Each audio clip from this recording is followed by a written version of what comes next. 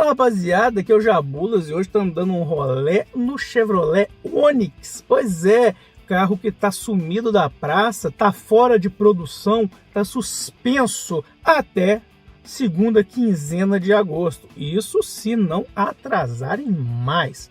Pois é, o Onix está com sua produção paralisada devido à falta de componentes. A GM argumenta que não quer penalizar o carro, não quer depenar o carro para mantê-lo em produção durante esse período de escassez. Bom, mas a gente sabe que, apesar desse bom argumento, existem outras razões ali para que esse carrinho esteja na geladeira. E eu vou contar depois da nossa vinheta. Então, vamos rodar aí, vamos dar uma voltinha de Onix e tentar descobrir o que realmente está acontecendo. Beleza? Então, segura aí.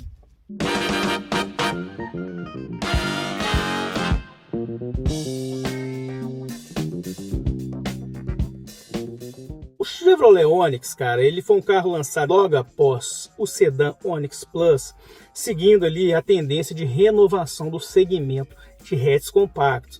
Carros como o Polo, como o Argo ali, essa turma que passou ali por um banho de loja, o HB20 também, lógico, e a Chevrolet veio logo atrás ali, trouxe esse carro bem mais sofisticado, de acordo com o sedã que é vendido na China. E daqui a GM brasileira desenvolveu o hatch.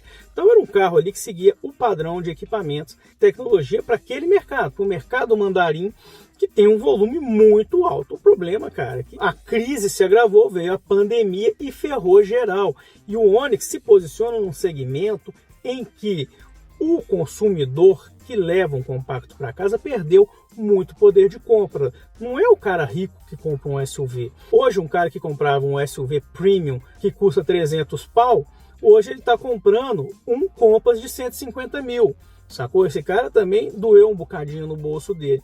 E o cara que comprava até então um compacto de 70 mil reais está comprando carro usado. E olhe lá, pois o carro encareceu demais. O Onix é um protagonista desse encarecimento, é um carro que encareceu mais de 20% em 2020, e tudo isso somado com a escassez das peças, com o custo da importação de componentes, da fila do pão para garantir os semicondutores, e acabou tendo sua produção suspensa. É um carro que ano passado vendeu quase 140 mil unidades, esse ano, de janeiro a maio, foram acumuladas 38 mil, sendo que boa parte dessa participação se deve à versão Joy. A Fenabrave, que divulga o balanço mensal de emplacamentos, ela combina ali tanto o Onix da atual geração como o Onix Joy. É um cambalacho que fazia desde a época de Corsa Classic.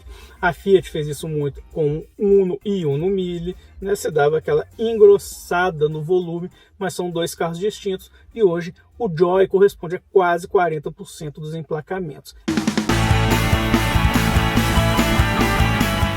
A produção do Onix foi interrompida em abril devido à crise dos semicondutores aí que tem atingido a indústria no mundo todo. Trata-se de uma crise ali, uma falta, uma escassez desses componentes, que são pequenos chipzinhos utilizados nos modos eletrônicos, que tem ali impactado toda a cadeia da indústria automotiva. E a indústria do automóvel culpa outros setores, como a indústria da telefonia, né, a indústria dos eletrônicos caseiros, por essa escassez. E eu conversei com executivos do setor de telefonia e eles falaram que é o seguinte: a tecnologia, a geração dos semicondutores usados num telefone celular é muito mais avançada que a tecnologia empregada num semicondutor de um automóvel. Isso porque uma questão de miniaturização, né? O semicondutor de um telefone é muito pequenininho, o semicondutor de uma placa hoje de uma televisão smart, que ela é muito compacta. Então, não é mais ou menos assim, a culpa é do cara, comprou a televisão, tirou um carro do mercado. Não, isso é lero-lero.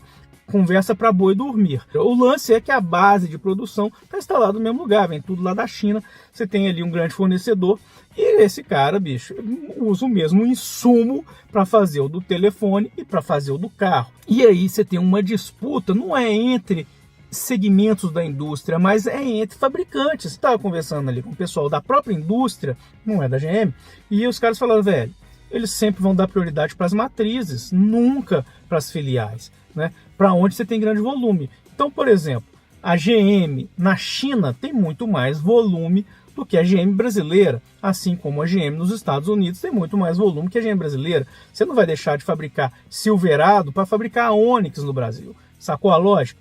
Então, aqui a gente tem uma escassez, ou seja, a GM brasileira está na fila do pão, enquanto ali, bicho, a matriz, onde é o principal mercado, não pode ficar desabastecido. E diante desse cenário, sumiu o Onix da praça. Sumiu e só volta na segunda quinzena de agosto, se não tiver outra interrupção. E a GM tenta se justificar que não quer depenar o carro, mas para depenar o carro, a GM também teria que fazer um novo desenvolvimento, ia ter que botar a mão no bolso para projetar vários componentes sem essas peças eletrônicas para tentar reduzir o volume de semicondutores. A GM explica, argumenta que o Onix tem o dobro dos semicondutores que seus concorrentes, mas não fala qual é esse volume.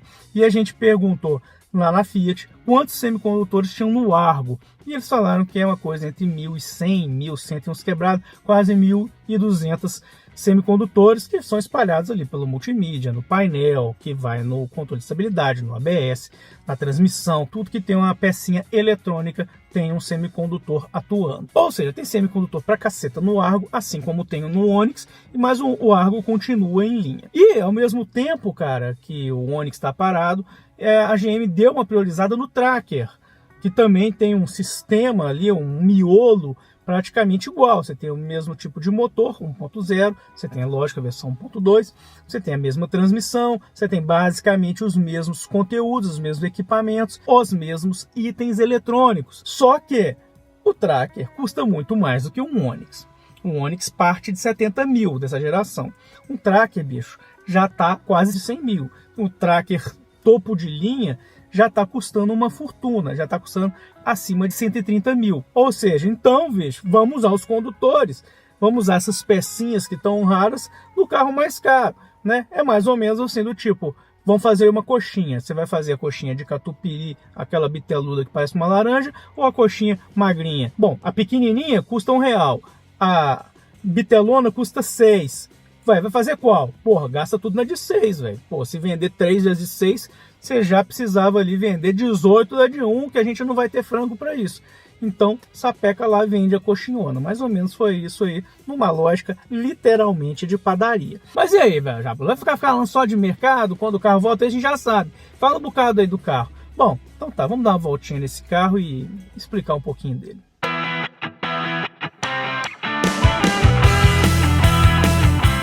A cereja do bolo do Onix realmente é o seu motor 1.0 turbo associado com a transmissão automática de 6 marchas, que dá a esse carro aqui um comportamento espetacular. É um carrinho arisco, acelera muito rápido, isso faz dele ali uma delícia para dirigir. No entanto, tudo isso, esse recheio gostoso, esse recheio do catupiry é também, né, o calcanhar de Aquiles desse carro. Esse carro tem muita eletrônica e toda essa eletrônica, toda essa tecnologia embarcada é cara, depende de componentes importados, com o dólar ainda em preço muito alto, apesar da queda, e para a indústria, bicho, se torna inviável colocar tanto catupiry nesse carrinho. Mas é um carro espetacular, bicho. É um motor que tem respostas muito rápidas.